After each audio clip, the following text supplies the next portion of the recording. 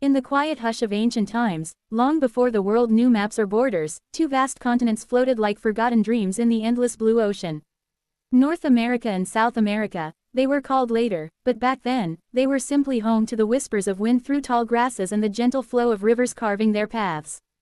Imagine the Ice Age, a time when the earth was wrapped in a cold blanket. Glaciers stretched like frozen giants across the land, and a narrow bridge of earth connected Siberia to Alaska. It was across this bridge that the first people came, hunters following herds of mammoth and deer. They walked slowly, families bundled in furs, their footsteps soft on the frozen ground.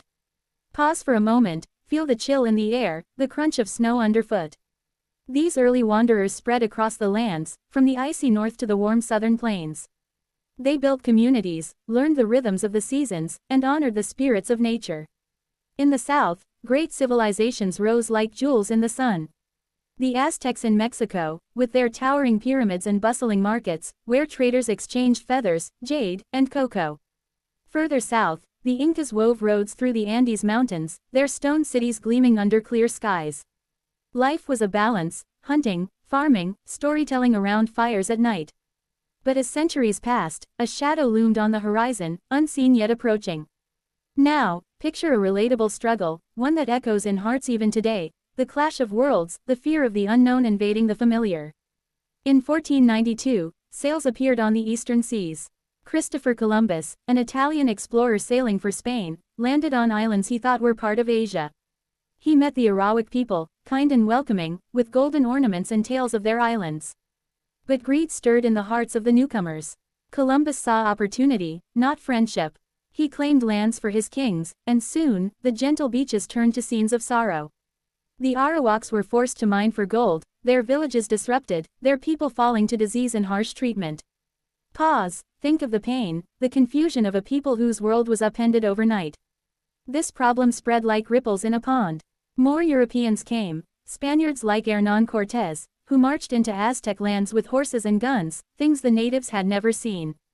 The Aztecs, led by Montezuma, fought bravely, but alliances fractured, and empires crumbled. In the south, Francisco Pizarro captured the Inca leader Atahualpa, demanding ransom in gold and silver, only to betray him. Treasures flowed back to Europe, but at what cost? Native populations dwindled from millions to shadows, victims of conquest, illness, and loss. The land itself seemed to weep, rivers running red with unspoken grief. Families torn apart, traditions fading, it was a time of deep, aching change, where survival meant adapting to strangers' rules. Yet, in this tapestry of hardship, a gentle twist unfolded, like the first light of dawn softening the night. Not all arrivals sought destruction, some sought new beginnings. In 1607, English settlers landed at Jamestown, Virginia, a swampy spot by the James River. They struggled against hunger, disease, and cold winters. Tobacco became their savior, a plant the natives taught them to grow. John Rolfe perfected it, turning leaves into gold through trade. Plantations grew, ships sailed back laden with wealth. But this twist carried its own quiet complexity. The labor came from indentured servants and, increasingly, enslaved Africans, adding layers of injustice to the New World. Pause here, reflect on the bittersweet, growth born from pain, opportunity shadowed by exploitation. Further north, in 1620, the Mayflower carried pilgrims fleeing religious persecution in England. They anchored at Plymouth, facing a brutal winter where half perished.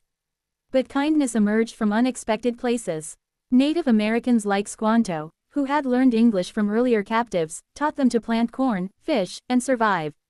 In the fall of 1621, they shared a feast, turkey, venison, pumpkins, what we now call Thanksgiving. It was a moment of fragile peace, a gentle alliance amid tensions. The secret behind it, not just gratitude, but mutual need, a reminder that even in division, humanity could bridge gaps. As the colonies took root, the land breathed anew. From the misty forests of New England to the sunny fields of Virginia, people built homes, raised families, and dreamed of freedom. The early struggles forged resilience, teaching lessons of endurance and coexistence, though imperfectly. This was the foundation of what would become the United States, a nation born from wanderers, explorers, and survivors. In the end, as the sun set over rolling hills, there was a satisfying calm, an emotional anchor in the shared human story. Mistakes lingered like scars, but hope bloomed like spring flowers. The continents, once lost, were now alive with possibility, whispering promises of tomorrow. And so, the journey continued.